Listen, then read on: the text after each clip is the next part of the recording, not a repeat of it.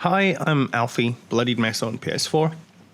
In about 15 minutes, I'm going to show you how to make this nuclear reactor.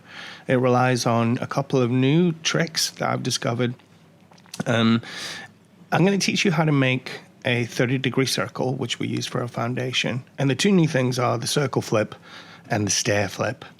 And they're pretty cool. So to make this whole thing work, it begins with the foundations, and we need basically a perfect circle, because if you get one thing out in the beginning, it won't work. So the way to do this is you take 3 foundations and lay them down, and then remove the one that's sort of the centerpiece. Now take that one on the outer edge, and you rotate it until the line that was previously there becomes sort of visible and lines up nice and neatly with the corner of the foundation. So you're never going to be perfect, but when you think you're about 45 degrees, just put it down. Ultimately, at this point, all you're doing is using that foundation to push out to each of its 4 corners, and that's going to give you the outer edge of the circle from the middle. And you basically just complete that and remove the ones you've just placed apart from the ones on the outer edges. And then you repeat the process with the very first foundation that you laid down in the position that's not at 45 degrees. And that just lets you create a circle where you can be pretty confident that all of the gaps between them are the same, which is really what you need. It doesn't have to be absolutely perfect, but you can be pretty close with this method.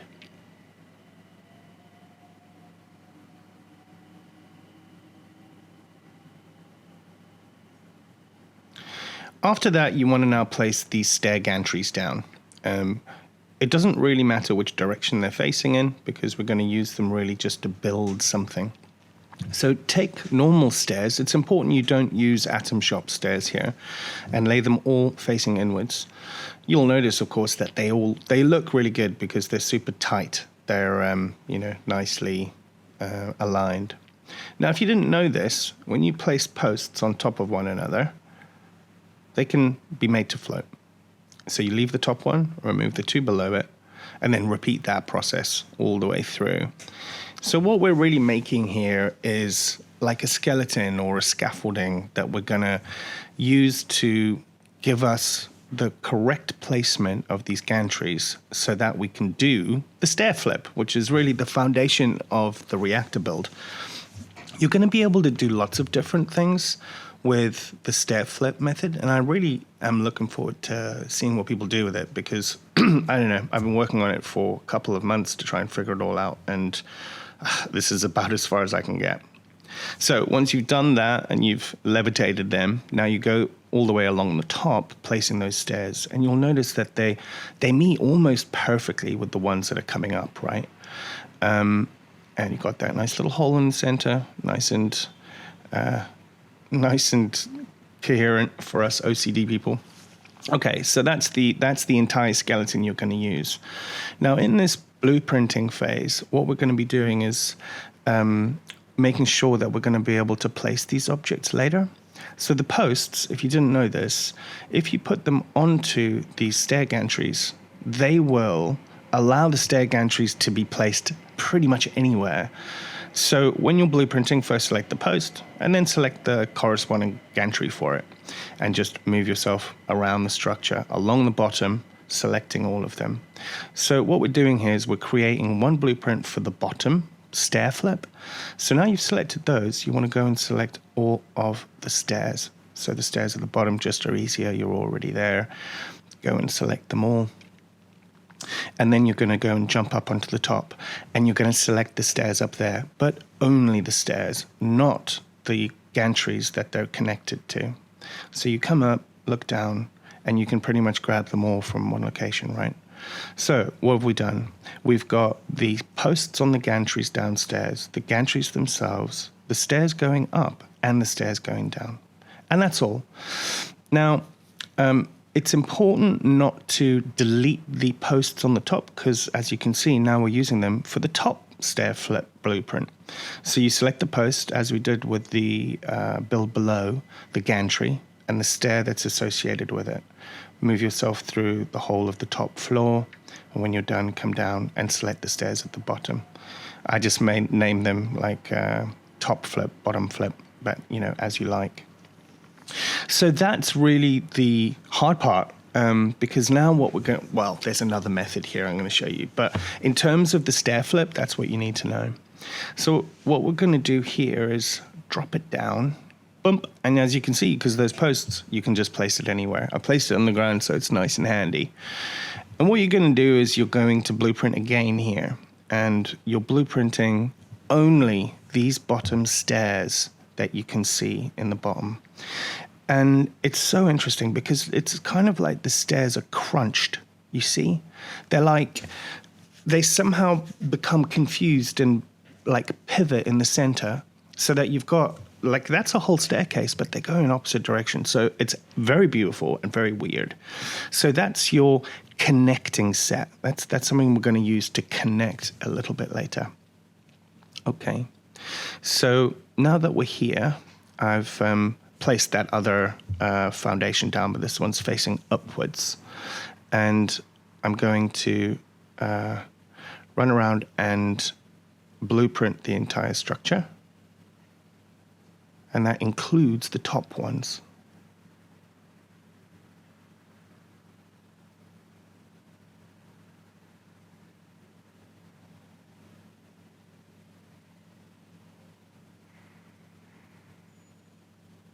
Isn't that pretty?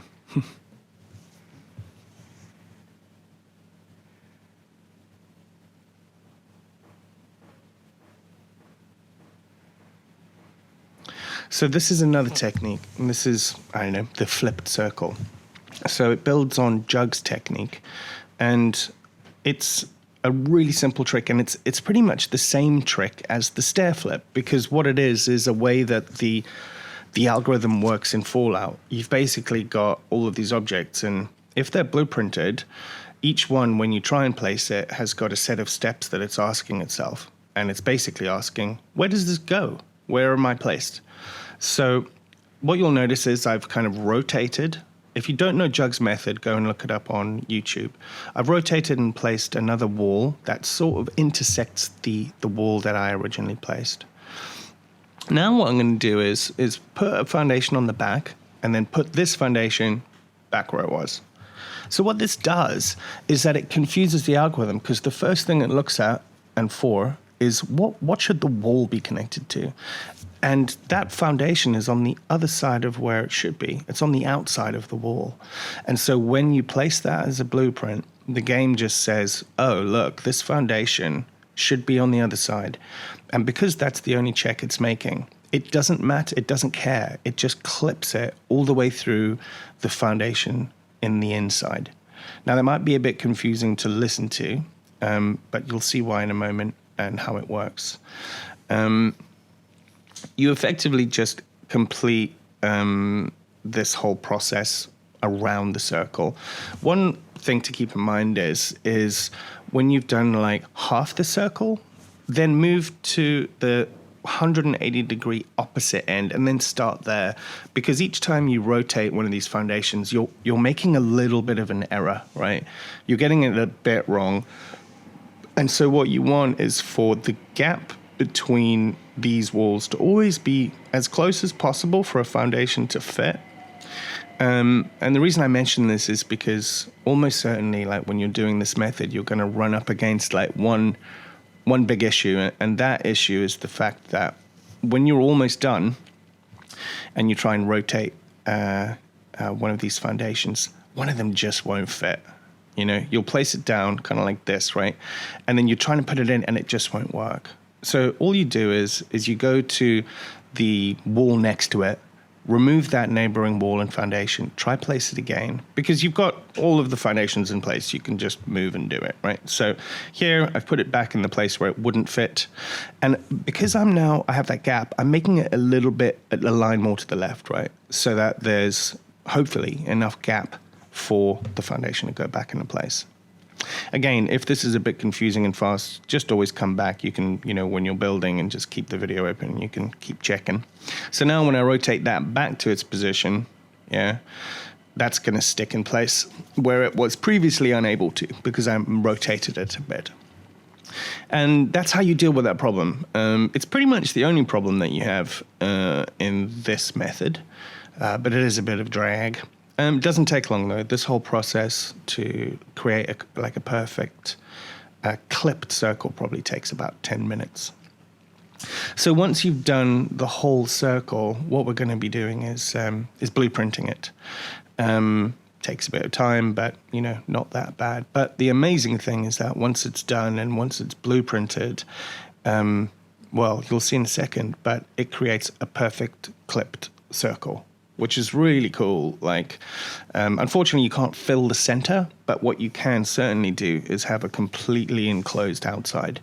So it's it's the circle flip, and it's based on the same technique as the stair flip. So you've blueprinted it, and you're going to come and place it down. It likes to be placed pretty high for some reason, and that's it. When you've done it, it looks like that. For our purposes, we're now going to remove all those walls, because remember, it relies on the walls to do the flip. And we're now going to start our main build. Now, because it's all blueprinted, it really is quite a short process. I'm using a blueprint here that I'll explain in a moment, but it's basically just 4 floors connected by stairs that are originating on the inside of that circle.